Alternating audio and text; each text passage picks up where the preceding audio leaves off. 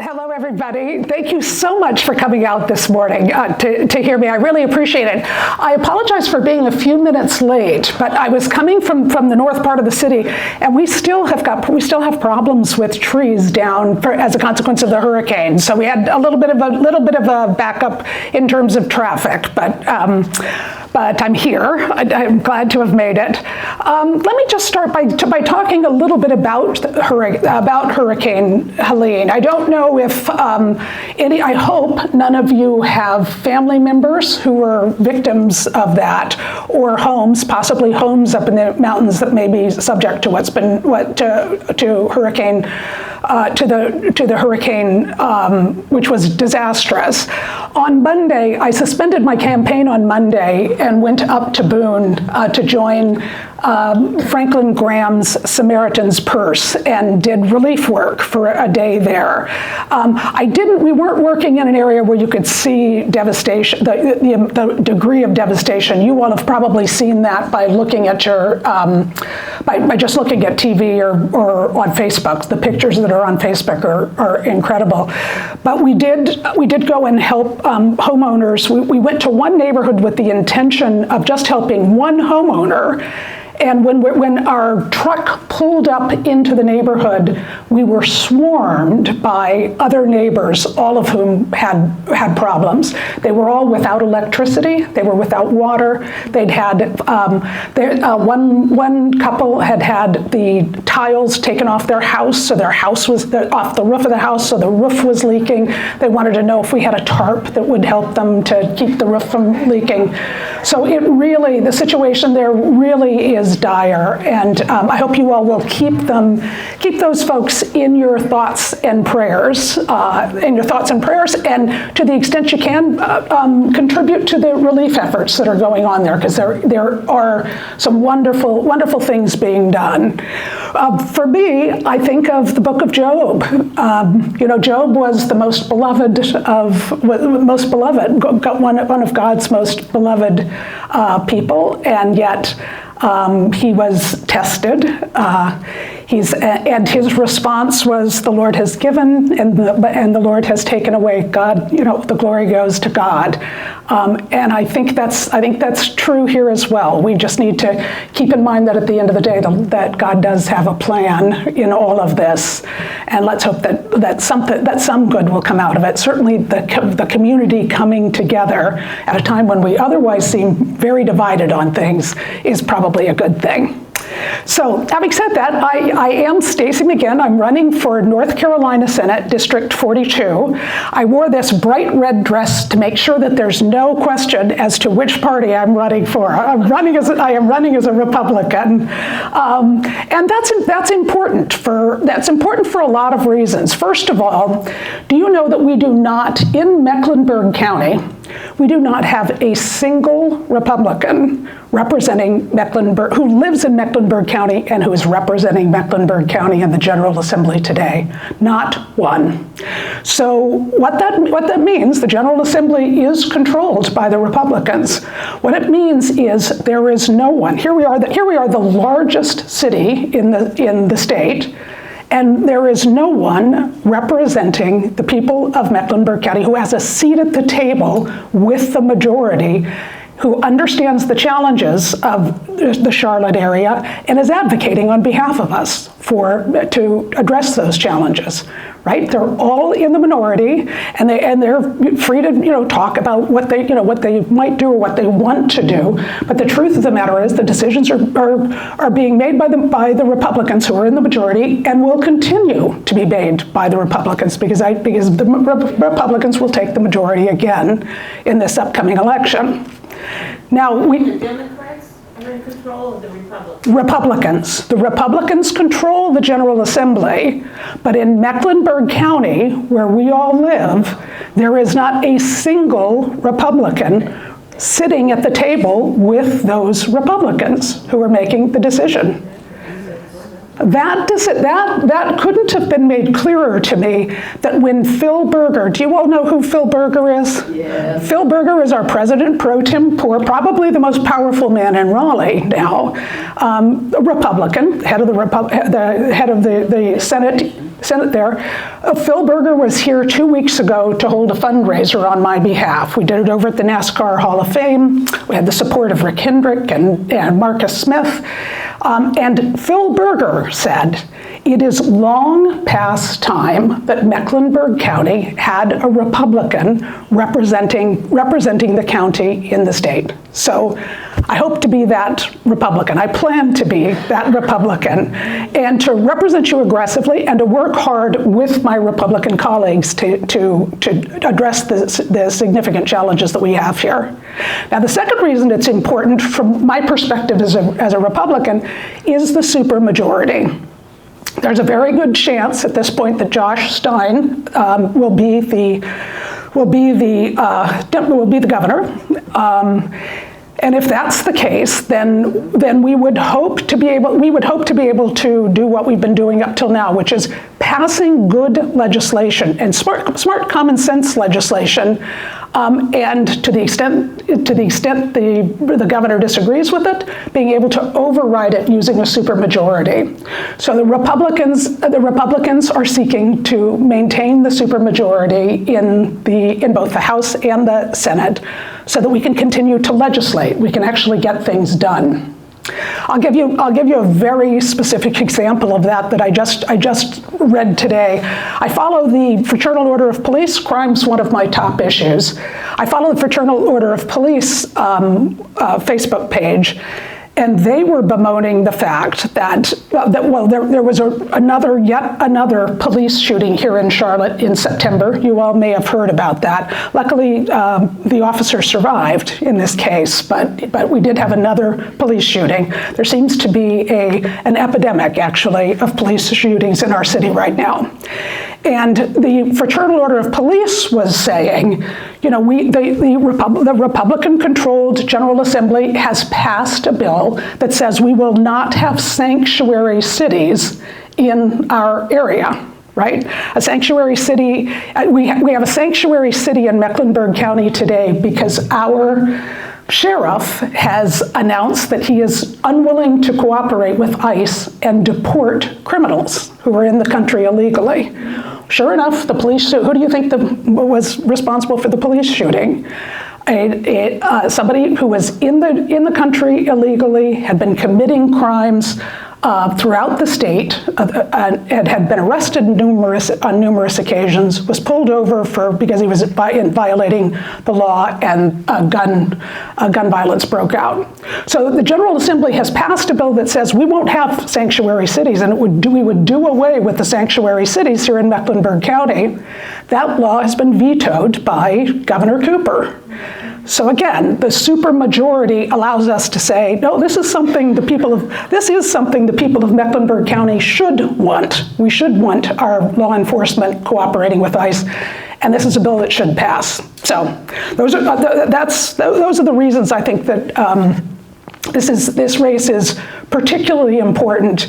And I ask you to, even if you're not a Republican, that you consider voting Republican in this case. We've got plenty of Democratic representation in the Senate right now. We need at least one voice, one Republican voice, one person sitting at the table. So just quickly on my background, Bob did a terrific job, actually, of describing my background. I am a graduate of Baylor. I am a Baylor Bear. I went to work for a bank, Texas's largest bank at the time, and was selected out of their credit training program to go to Washington, D.C. to work on a presidential task force, Ronald Reagan task force called the Grace Commission. Some of you may remember it. The whole purpose, there were 10,000 volunteers from across the country, and the purpose was for we were all from the private sector. The purpose was for us to bring private sector practices to the federal government to make the federal government work more efficiently. Thousands of recommendations came out of that task force work, and most were implemented. We haven't done that. We haven't done that kind of an exercise in over 30 years. Elon Musk, everybody knows who Elon Musk is. Elon Musk says, we need to do that again. He literally points to the task force I work with and says, we need to do that again, and I'd like to run that task force. So let's hope we have an opportunity for that to happen. when I finished my work within the task force, I stayed in Washington, D.C., and as Bob said, I worked full-time as a commercial loan officer during the day, and I put myself through Georgetown Law at night, graduating cum laude. After that, I went to work for one of the nation's largest law firms, renowned for mergers and acquisitions. The name of the firm is Skadden Arps. Worked on bank mergers and acquisitions, and made partner there. And then Bank of America came calling after I'd been with Skadden for 14 years, and offered me a position as a deputy general counsel, and one of the top 100 executives in that very large corporation. I served on a team, the consumer banking team, which really is the revenue growth engine for Bank of America. That managed a budget of $30 billion. The team managed a $30 billion budget, which just happens to be the exact same size as our state's budget. So I'm used to working with big numbers, making sure that revenues are greater than expenses and that we've got a little left over for emergencies, like the one we just had, for example.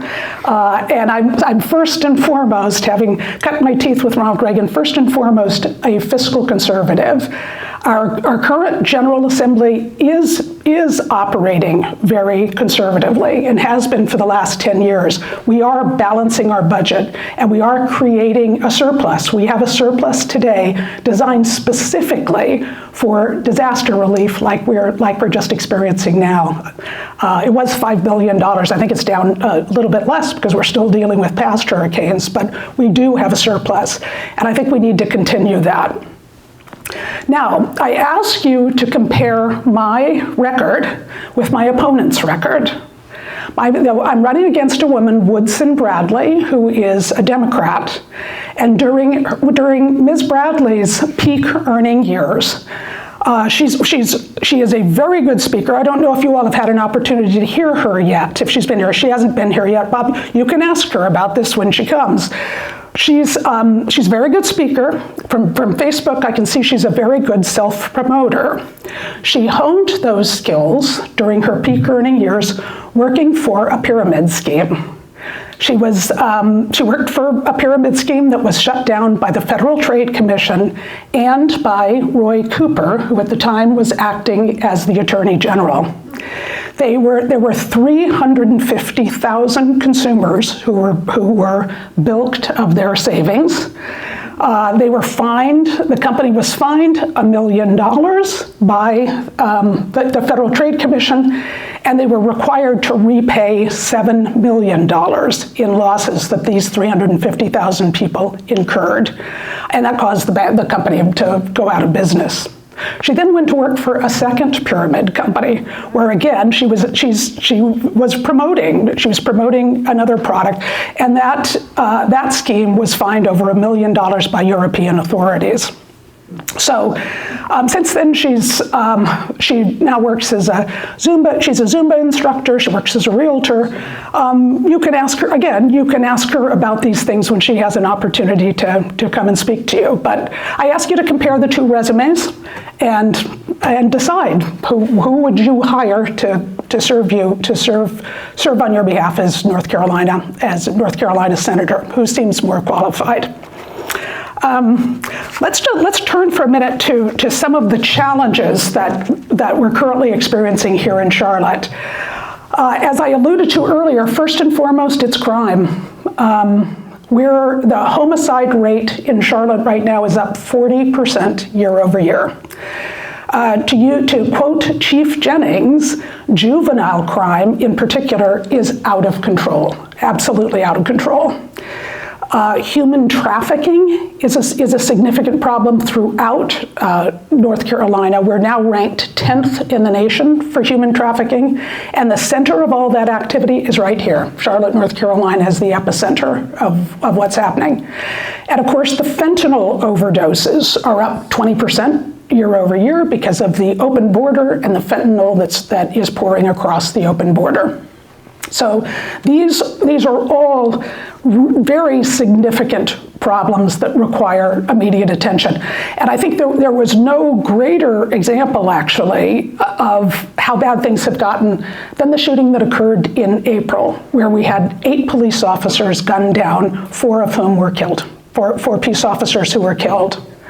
Now, I wrote an article with, I co-authored an article with Dan Bishop, who's running for Attorney General, and I hope Dan Bishop will have all of your support for Attorney General. It is crucial we bring back law and order, not just to Charlotte, but throughout the state, although Charlotte seems to have the most significant problems.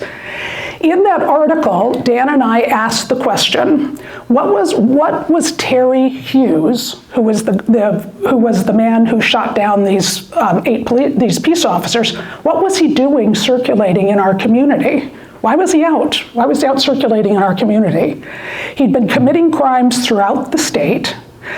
He had a pattern of never showing up for court. So he'd been picked up over 14 times in 14 different jurisdictions, judicial jurisdictions, and he had failed to show up for court 8 times. And which was the last county to have him in custody? Mecklenburg County. We had him in custody not once, but twice. We arrested him the first time. Again, we should have known this background of his. We arrested him the first time, and he was out. A magistrate let him out on bail within 24 hours. A court date was set. He failed to show up for his court date in Mecklenburg County. So they issued another arrest warrant on his behalf. And this time, because a relatively small amount of bail had been assigned to him, the bail bondman tracked him down in Guilford County, and he was brought back to Mecklenburg County and was in our jail. What do you think happened? 24 hours, the magistrate let him out again. And we know what happened shortly after that. They went to serve the arrest warrants, and 8 peace officers were gunned down. So this, in my mind, this is the kind of thing that needs to stop. This revolving door where people come in, but are not held in custody, but instead are let out. And in many ways, it is deliberate. It is implementation of bail reform here in Mecklenburg County, which is unique to Mecklenburg County and is more liberal than any other county in the state. And in my opinion, in Dan Bishop's opinion, it's not working. We really need to stop these soft on crime policies. The other issue I'm looking at is obviously the economy that I'm looking at, and of course constituents are concerned about is the economy. I don't need to tell you that prices have gone up significantly as a consequence of government spending, a number of other things, but prices are definitely soaring. Like many of you, I just turned 65 years old, so I'm on Medicare for the first time, just adjusting to that. From the time I was 21 years old, I was a very good saver. Of course, I was in financial services, which really encouraged me to, but I was always a good saver, always lived beneath my means and put money away so that I would have enough money to retire and retire comfortably, as you all seem to be doing. But I always expected that I would be able to live on a certain amount of money. Now I'm looking at my portfolio and saying, gee, is that really going to be enough? Is it going to be enough? So I think this is a particular problem for the older generation who are living on fixed incomes. Social Security gets a cost of living adjustment, but nothing else does. So this is an issue, and clearly needs to be addressed. Finally, this may be of less importance to you all, but you do all have, I'm assuming many of you have grandchildren and are thinking about you want to see our country continue to be the great country that it is. So I'm concerned about education and our education system. In my view, there's too much politics in education and not enough focus on just basic reading and arithmetic. Today in the CMS system, 47.5%, that's nearly 50% of the students are doing reading and math below proficiency levels. 50%, think about that. So if we have that, what's our future workforce going to look like? I mean, you have to be able to read you have to be able to read and do basic math to do even some of the simplest jobs. So we really have to turn that around. So having mentioned the problems, let's talk about solutions. And then frankly, I'd really like to hear from you all. I really want to hear from you all. On crime, first of all, I would stand firmly with our law enforcement agencies. We need to make sure that they have all the resources they need, the training they need, and the support that's necessary to keep our communities safe. We're down 200 officers in recruitment has been a continuing problem for CMPD. They're down over 200 officers. So we need to address the recruitment problem. Second, we need to end this sanctuary city stuff.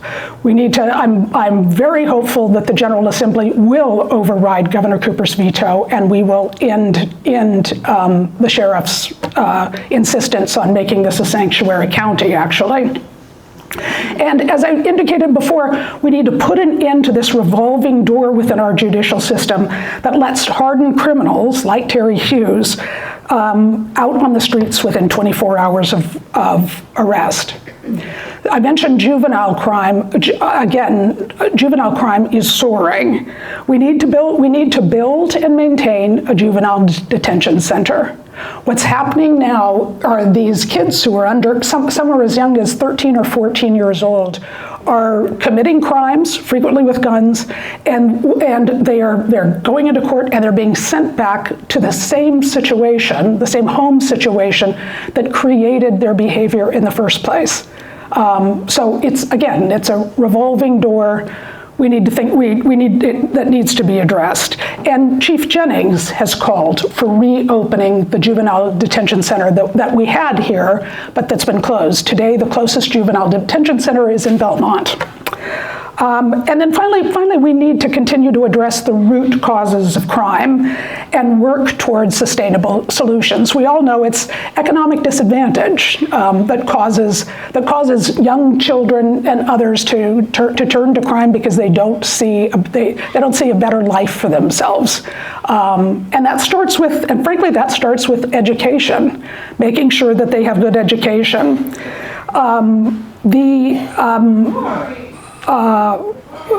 Education. What we need to do is begin prioritizing academic excellence and parental involvement in the schools. We need parents to be more involved and to take responsibility for their children and their children's actions. The schools themselves need to be safe. So I'm firmly in favor of increasing the number of they call them resource officers, who are really police that are in different schools. What we don't need is a mass shooting or other kinds of incidents to occur within any of our schools.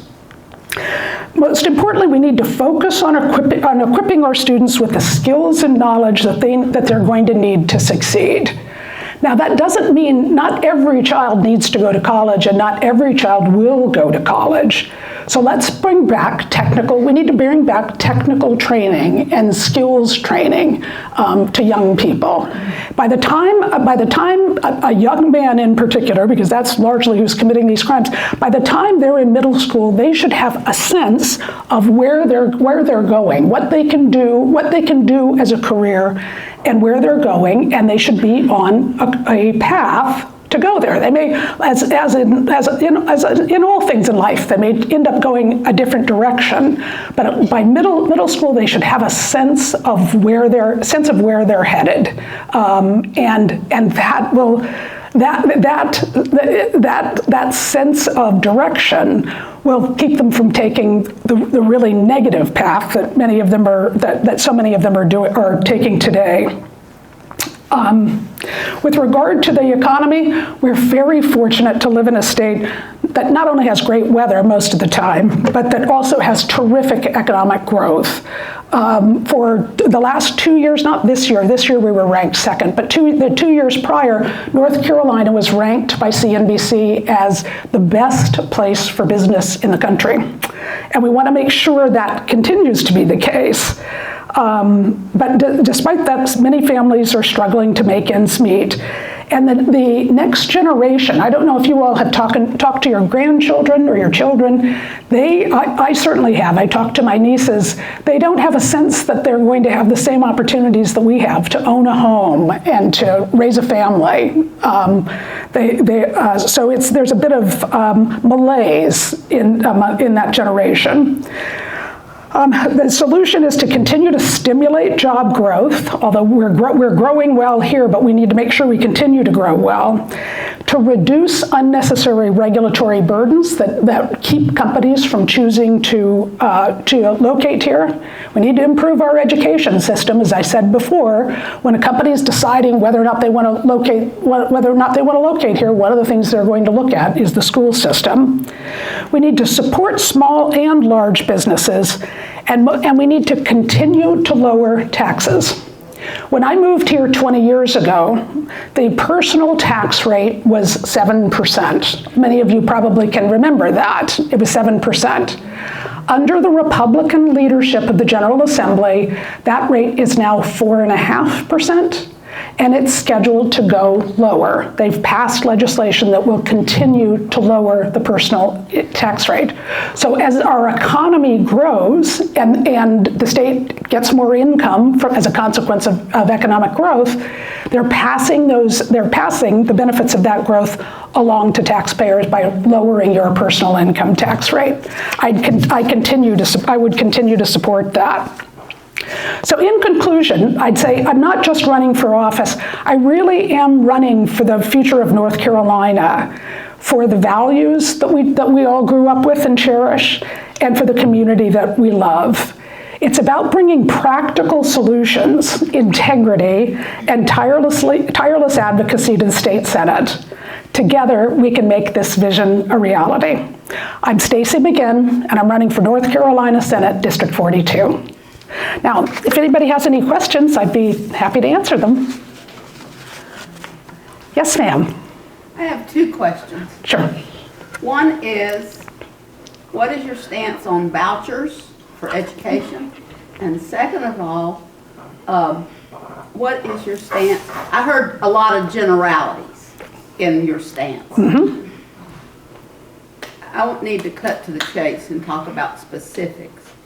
And also talk about how much do you know about attempts in the educational system to take the negativity of the youth having to be the adult at home rather than the child at home, and how much, well, several things. How much contact and knowledge do you have of those that are below poverty level, and also how much contact and knowledge do you have of things that are going on in Charlotte-Mecklenburg to teach new skills rather than putting them in jail?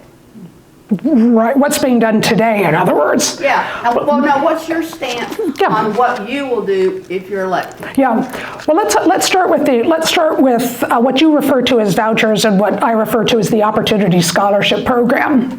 You know, that program was started by the Republicans over 10 years ago and has been resisted by... white flight. Thank you. Actually, yeah, it is. Go ahead. What I was going to say is the initial introduction was for low and moderate income communities, and in fact, in order to qualify for it, there were significant limitations, income limitations, and it was oversubscribed back then when it was introduced almost 10 years ago. Now, Governor Cooper and the Democrats fought it even back then, even back 10 years ago.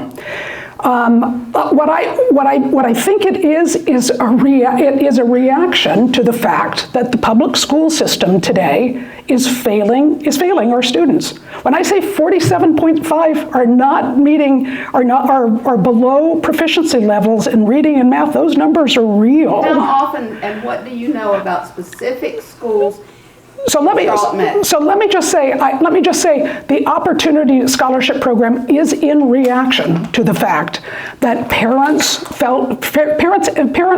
and children felt they were trapped because they were trapped in particular schools, failing schools, solely because they lived in a particular zip code. And that just isn't right. It's in reaction to it. Now, that's not to say we're going to give up on public schools, which is what you're asking about. At the end of the day, even with the additional funding that's been proposed, so that we can when we passed the Opportunity Scholarship Program, it was oversubscribed. There were so many people who wanted to have their children middle and above in private schools. Lower income. Oversubscribed. So they have now fully funded the Opportunity Scholarship Program. Hopefully it'll, it's been vetoed by Governor Cooper, but we're hoping to override that veto. It is in reaction to the fact that CMS is failing us, in my opinion. But again, we can't give up on the public school system. At the end of the day, only 25% of students will be taking advantage of the Opportunity Scholarship Program. 75 are going to continue to go to the public school system. So yes, we need to continue to work on improving public schools. There are studies today that show, and part of the idea is a competitive idea. It's a capitalist idea that if the public schools have to compete with the private schools, they'll step up their game and they'll do a better job. And there have already been studies done that show that happens. That in fact happens. So I fully support Opportunity Scholarship. I think it's a good thing. I think it'll be a good thing both for the public school system and for parents who don't want their But I want to ask you how parents, and I work in low-income schools. Yep. How can one of my parents who has no car, works 2 jobs to keep the roof over their head, get their child to, say, Latin out here, get them to the bus where they can take the bus out this way to Latin, when they themselves have no way of transportation to get there? I mean, I'm trying to be realistic about this, about, again, the low income is being cut off again. You're absolutely right. That's where the problem is, and that's where our efforts need to go, or in the low-income communities. That's really what we're talking about here. And to your point, I would say not all of those kids are necessarily going to Latin. So I just use that as you did indeed. What I was going to say is there are. I am in fact educating myself more on all of these issues, and plan to go and visit a charter school called Sugar Creek, which is right. Okay. Do you know the Sugar Creek? So I know of it. It is one of the most successful charter schools. It's one of the most successful charter schools. Is doing good work. So many of these new schools will be located actually within these neighborhoods. So you don't have people having to go long distances. Sugar Creek has had lots and lots and lots of problems, and I don't want to take any more time. But you and I are not on the same wavelength. I appreciate your.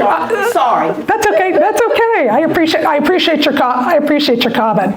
Let me go and visit Sugar Creek, and I'll come. I'll take your. To some public schools that are low income and see what's going on there and how they are handling that too. Right. I understand that there are significant challenges there. Frankly, well, anyway, without going too far, okay. There are other states that are doing some very innovative and aggressive things in public schools to try to turn them around. And I think we should explore some of those ourselves that are well-researched, well-educated, and can show positive results. I think we need to think about those without going into too much detail. Anybody else have a question? Yeah. What's your position regarding the current Republican candidate for governor? I think it's a fair question. I found the comments, particularly released by CNN, if they're true, to be despicable, just as all of you all must have. But I think it's up to the governor the lieutenant governor, excuse me, I think it's up to the lieutenant governor to show those to be false, which is what he claims. He claims they're false. What I know is I'm running my race. I really am, and I'm focused on my race, not his race. And it's my race as a North Carolina senator, in my view, is equally as important, right? For the reasons that I mentioned in the very beginning. And I'm just going to continue running my race. Yes, ma'am. How are the magistrates appointed to the court?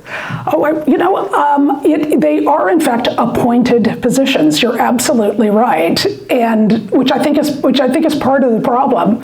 They're appointed, and they're not given enough direction in terms of the decisions that they're making.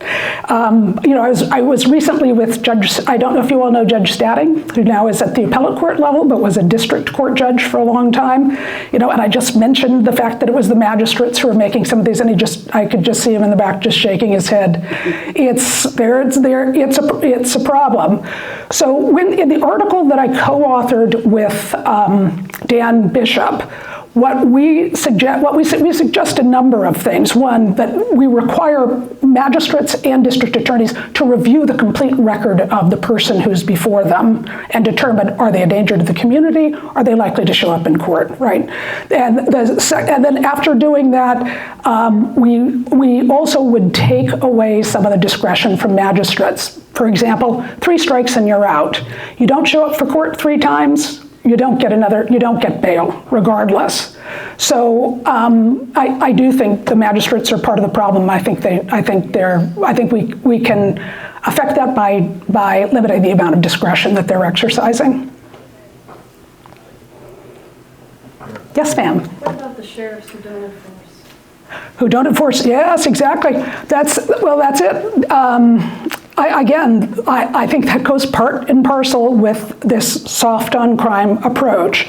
Our sheriff today has said he will not cooperate with ICE. So he is not, when they pick up an illegal alien that has engaged in a crime, they're not being referred to ICE for deportation. The General Assembly has passed a law, as I said, saying we will have no sanctuary cities and you must cooperate with ICE going forward. That bill has been vetoed by the governor. So we need the supermajority in order to override that veto and make sure and force the sheriff to have to cooperate with ICE. Yes, sir. On that sanctuary cities, what you articulated is the pros of having sanctuary cities. And I understand the county sheriff, of what his name is, has said specifically in some of the communities here in Mecklenburg County, there are cons to that. So have you and Dan Bishop looked at, with the sanctuary cities passing by the Republicans, how you would address some of the cons? And I'm thinking of the immigrant communities that have issues today. And his comment is that having sanctuary cities and lack of trust would compound that. So do you have some solutions on how to address the downside of the sanctuary cities? Yeah. To be honest, you're absolutely right. I look at New York City, and I look at which is designated itself as a sanctuary city. I look at the problems we're having right here in Charlotte, and I see very little downside with doing away with it. Let's be clear about what we're talking about. When we talk about cooperating with ICE, we're not talking about deporting everyone who is here illegally. We're talking about deporting criminals, people who have engaged in criminal activity, and cooperating with ICE in order to have them deported. And I would hope we could agree as a community that they should be deported. If you're committing crimes in this country, you have no right to be here in the first place. But you should be removed from our country and from Mecklenburg County. So I really don't see the downside in that. Again, we're not talking about mass deportation of everybody who's here illegally, just those who commit crimes. You know what the number is? You saw the national statistics just came. The national statistics just came out. For the state of North Carolina. I don't have the numbers. Well, that's part of the problem. We don't have enough. We don't keep track. We're not keeping enough track of how many illegal aliens we have within the state.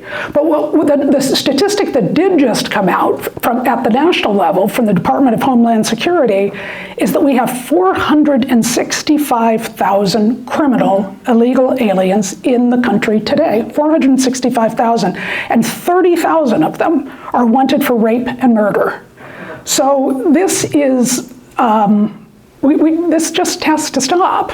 It has to stop. We need to close the border. So did you say 400,000? 465,000. 400 versus 30,000. 465,000 who have committed some kind of crime. And 30,000 serious crime. 30,000 rapes and murder. So I think that goes back to my sort of question that we sort of throw out, and I'm concerned about the sanctuary cities, that those 400,000 and whatever the percentage is in Mecklenburg County are going to be treated as the rapists and murderers.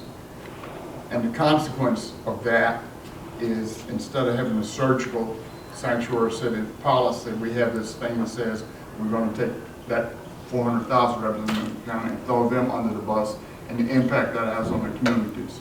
You don't have to respond. Understood. Fair point. Fair point. I'm concerned about the implementation of sanctuary cities in Mecklenburg County. So don't answer that question, because you and I are not on the same plane yet, but that's my concern. Fair point. Cool. I would just say, are you okay with illegal aliens distributing drugs and fentanyl? That's a curve question. Right. That's a curveball question that says, are you satisfied with murders getting out on the wrong thing? I think that the problem I have with politicians in general is the sound bites versus the complexity of the issue. And so the answer to your question is no, I'm not happy with murders and rapists getting out, but I hear I'm being oversimplified because I'm emotional. Lock them up, build a wall. And it's not that simple. And where do you get the money for the wall? Or where do you get the money for the education, for the vouchers and so forth? So I'm more interested in more detailed answers, more complete answers, and not simplified answers that make certain groups feel good and say that's the solution. That's fair. That's fair. You know, I don't know how long we've been talking, 30 minutes. In 30 minutes, it really is, and to cover the three topics we did, education, crime, it really is too small of an amount of time to be able to cover all of this in detail. What I can say to you and can promise to you, I've spent my whole career working on behalf of clients on very difficult and complicated issues.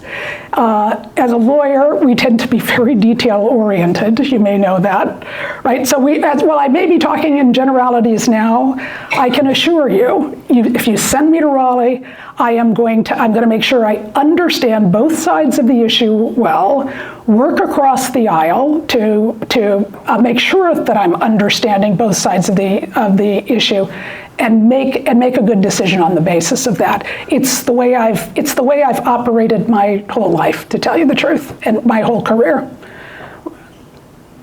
Any other questions? Well, thank you all very much for your time today. I really appreciate it, and I hope I'll have your vote.